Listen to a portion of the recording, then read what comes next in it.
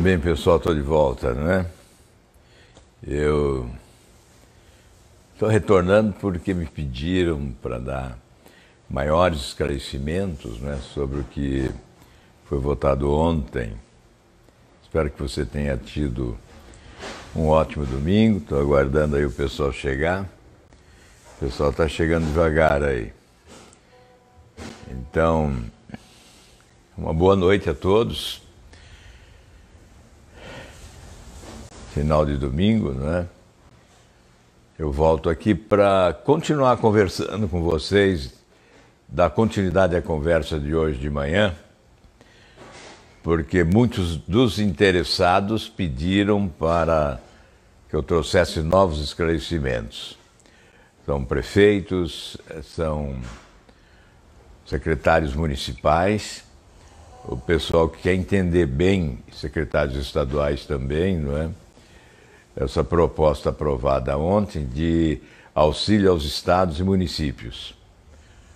E também o setor do funcionalismo público, né, especialmente o setor de saúde e de segurança pública, já que nós trabalhamos alterações no projeto no dia de ontem. Até o último minuto, poucos minutos antes de encerrar a sessão, nós conseguimos um avanço, incluindo 3.000 municípios que estavam fora de um benefício que se trata da suspensão das dívidas com a Previdência. Então, 3.000 municípios no país possuem um regime próprio de Previdência e estavam excluídos desse benefício.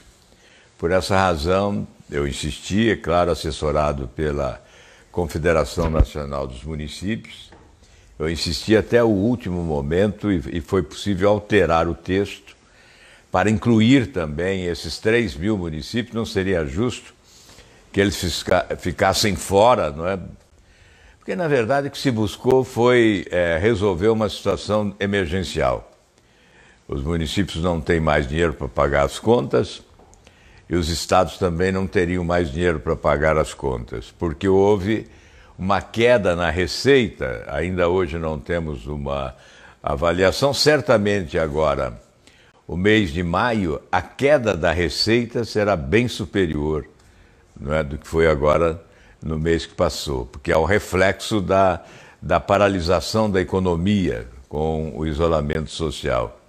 Então, seguramente de 30% a 50% de queda da receita dos estados e municípios. Bem, os municípios já estavam sobrecarregados há muito tempo. Eles já não conseguiam, muitos dos municípios não conseguiam pagar as contas, não é? Estavam vivendo tremendas dificuldades.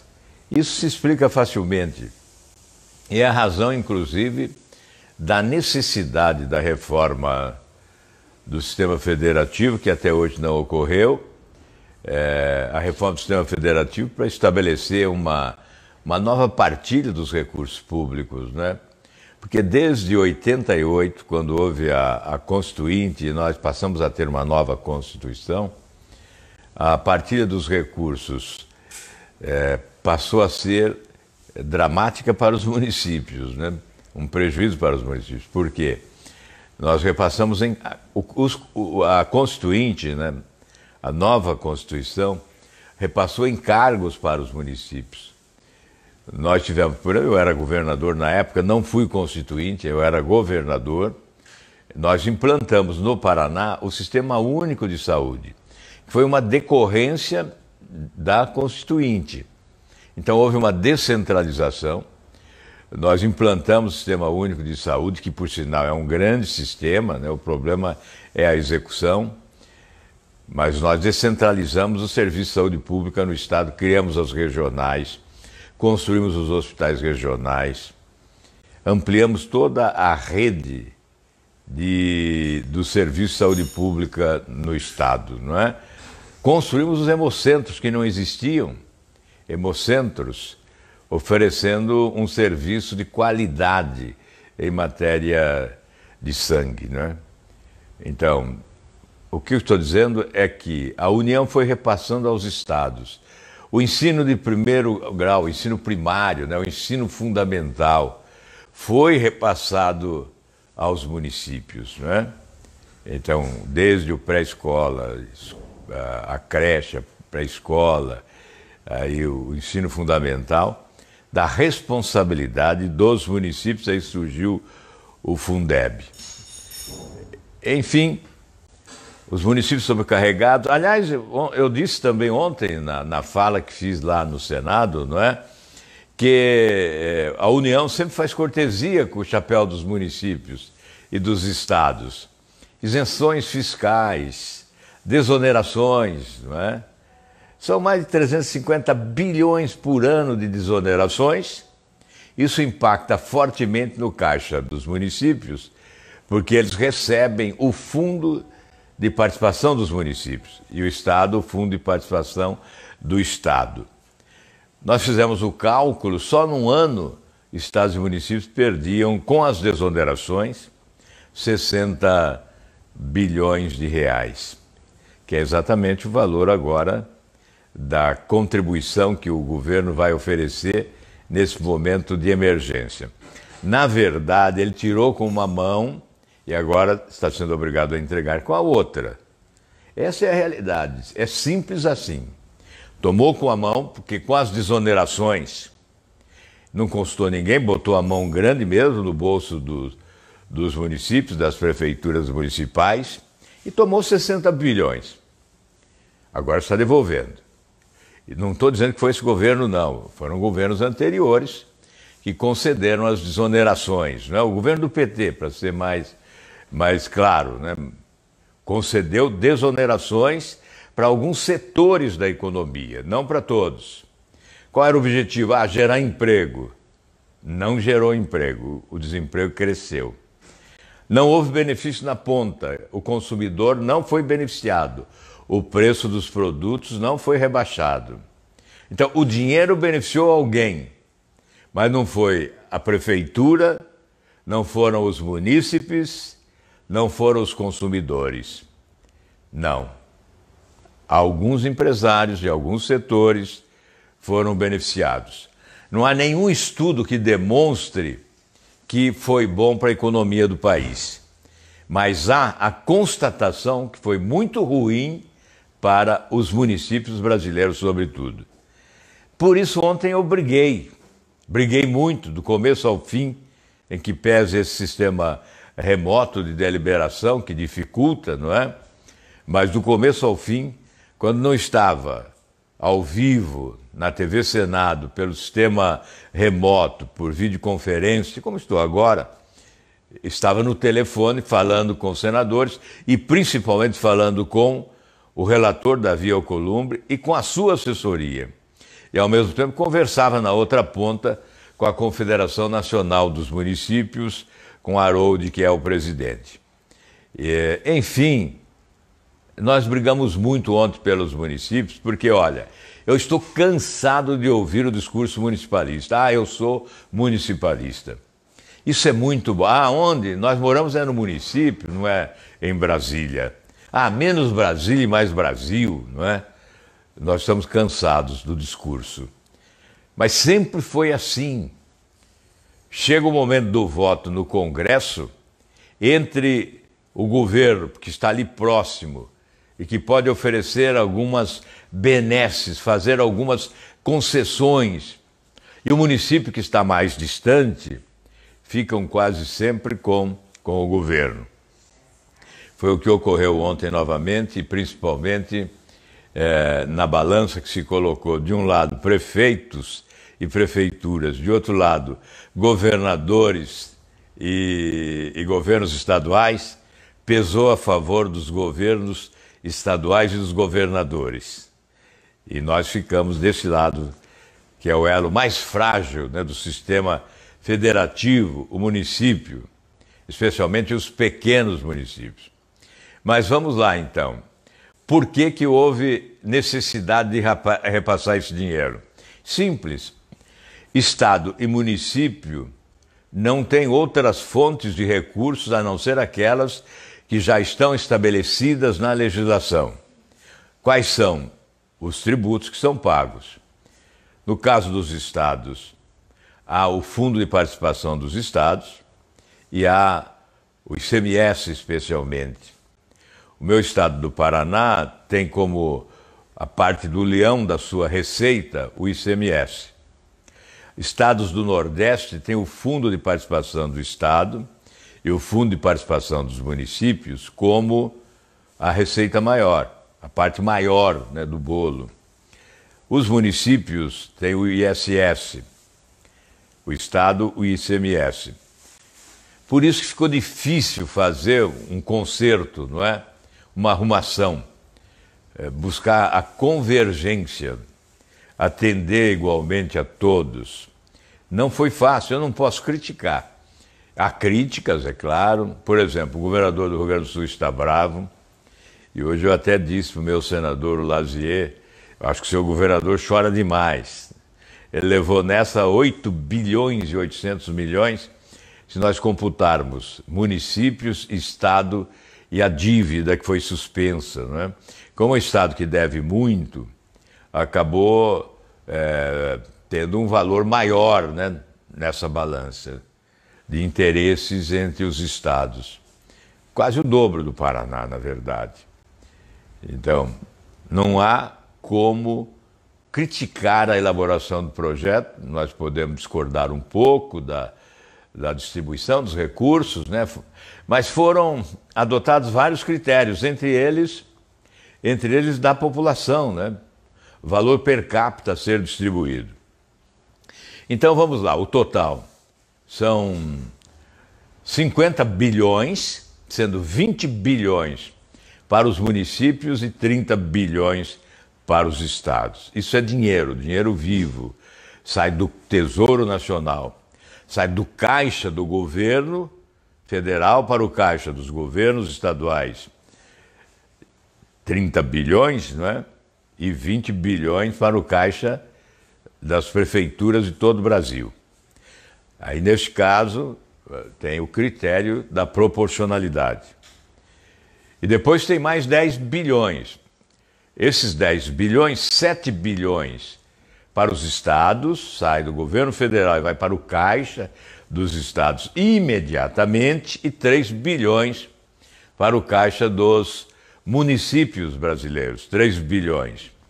Esse dinheiro é para a saúde, esse dinheiro é para combater o coronavírus, especificamente para a saúde pública. Não pode ser gasto em nada mais, em nada além do que a saúde. Os 20 bilhões, sim, os municípios vão usar para pagar salário de funcionários, etc. E qual foi a contrapartida exigida dos estados e dos municípios? Foi o congelamento dos salários dos servidores públicos até o final do ano que vem. São 18 meses. Isso significará, basicamente, o que o governo está entregando. Então, com esta economia do congelamento de salários, zera a conta praticamente. Veja como é pesada a conta de salários, né? Veja como é pesada. Mas nós do Podemos, outros senadores também tentaram, mas prevaleceu a nossa posição. Eu apresentei como líder do Podemos um destaque para impedir o congelamento dos salários daqueles que estão na linha de frente agora. Então, os profissionais da área de saúde e de segurança. E nós fomos vitoriosos. O meu destaque fez com que houvesse a busca do entendimento. Aí houve entendimento com o governo, com o Ministério da Economia, com o ministro Paulo Guedes, e houve entendimento com os senadores. E com isso, o relator acolheu a proposta, excluiu do congelamento os servidores da área de saúde e de segurança. Hoje eu estou recebendo aqui agradecimentos, né, das associações. São todas as polícias foram envolvidas. a Polícia Civil, a Polícia Militar, as guardas municipais, não é? A Polícia Judiciária. Então, eu estou recebendo aqui da Associação Nacional dos Delegados de Polícia Judiciária, uma associação presidida pelo Rafael Sampaio, e também da Associação de Delegados de Polícia do Paraná, 2 ofícios de agradecimento. Assino Daniel Fagundes, o delegado que é presidente da Associação dos Delegados de Polícia do Paraná. Encaminho esses ofícios agradecendo, e eu agradeço essa iniciativa porque é um estímulo. Nós entendemos também que a Polícia Rodoviária Federal e a Polícia Federal estão incluídos, aqueles que estão na atividade neste momento. E eu pedi ontem, ainda antes do encerramento da sessão, ao presidente Davi Alcolumbre que deixasse a redação final clara, antes de encaminhar à Câmara dos Deputados, que a redação ficasse clara para evitar qualquer dúvida em relação ao benefício conferido também à Polícia Rodoviária Federal e à Polícia Federal, para que na Câmara não seja necessário mudar. Porque na Câmara é possível mudar mais uma vez, não é? É possível mudar. Bem, por que o Senado fez tudo isso? Vamos recordar, não é? Vocês devem se lembrar, muitos devem se lembrar, que a razão da crise entre o presidente da República, o próprio Paulo Guedes e o Congresso, a Câmara dos Deputados, foi esse projeto aprovado na Câmara. Chamaram de orçamento de guerra, né? Depois apelidaram de bomba fiscal. O Paulo Guedes chegou a pedir a nós, senadores, salvem a República, que o projeto seria uma bomba, que o país não se recuperaria tão cedo do desastre e tal. Houve uma série de considerações e algum exagero, e foi aí que surgiu, nessa briga entre o presidente da Câmara e o presidente da República, surgiu a moderação do Senado. E o Senado é a casa moderadora.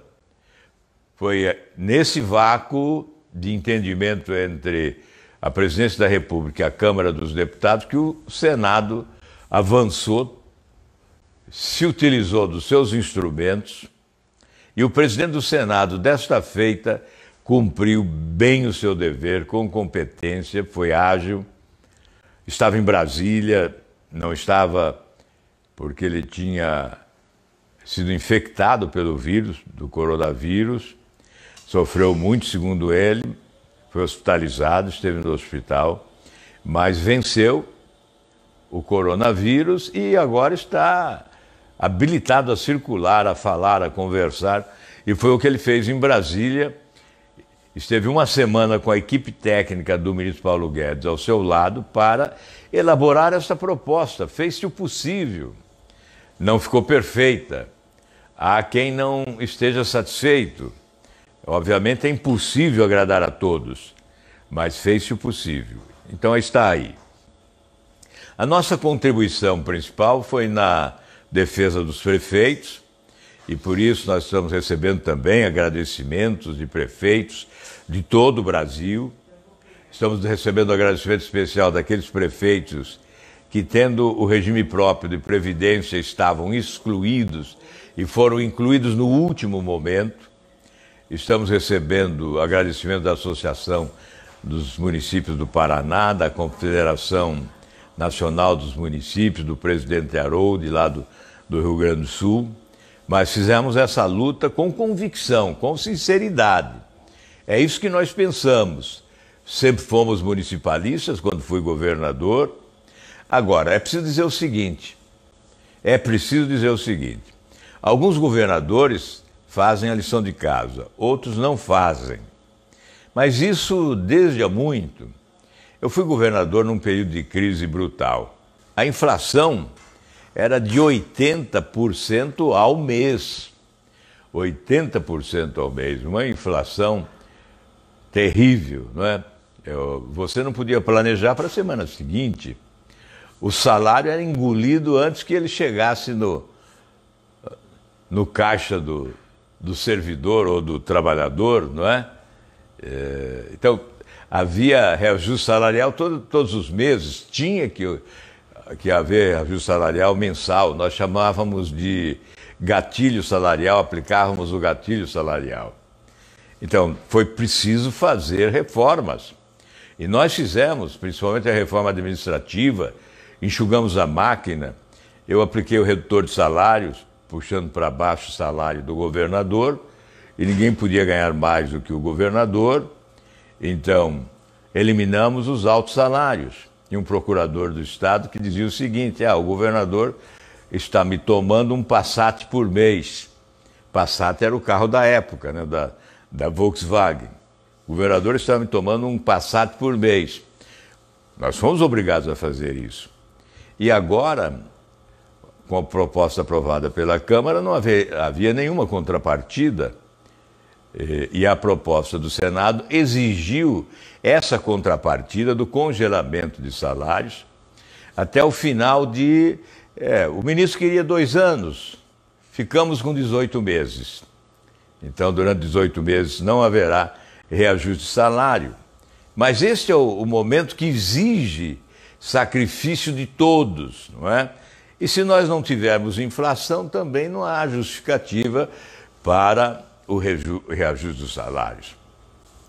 Isso anima o ministro Paulo Guedes, ele acha que com isso as contas se equilibrarão rapidamente.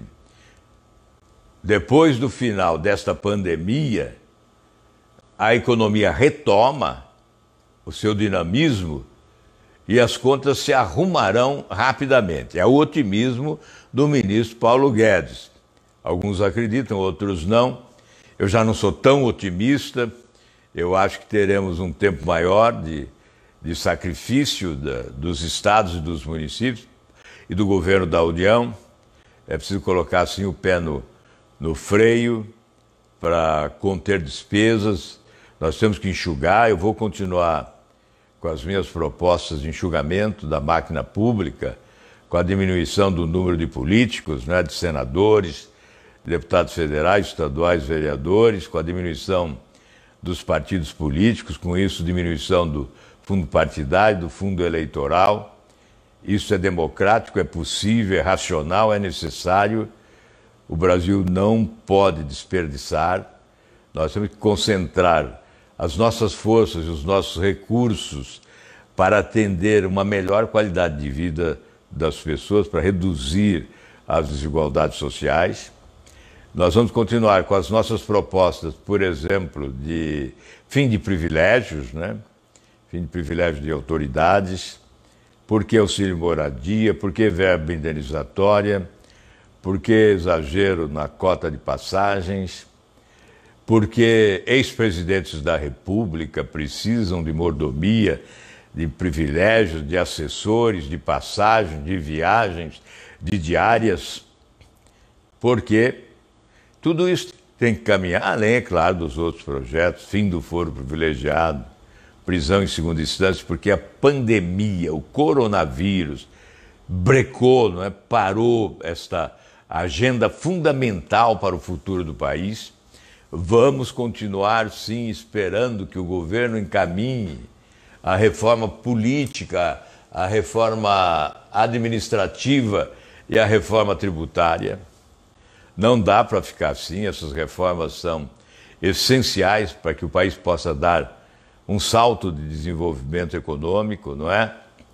A reforma tributária é fundamental para retomar o crescimento econômico, cobrar menos imposto de quem consome, cobrar mais na renda, menos no consumo. Com isso vamos ter que produzir mais, porque vamos consumir mais, vamos vender mais. Enfim, arrumar o país, oferecer segurança jurídica, desburocratizar, facilitar o empreendedorismo, não é? Sim, uma regulação competente. Vamos ter agências reguladoras não partidarizadas, né, que realmente cuidem do interesse coletivo. Enfim, vamos ter que trabalhar muito para recuperar o rombo, né? Primeiro o rombo da corrupção e da incompetência, e agora o rombo provocado por esta pandemia, isso naturalmente atingiu todo mundo.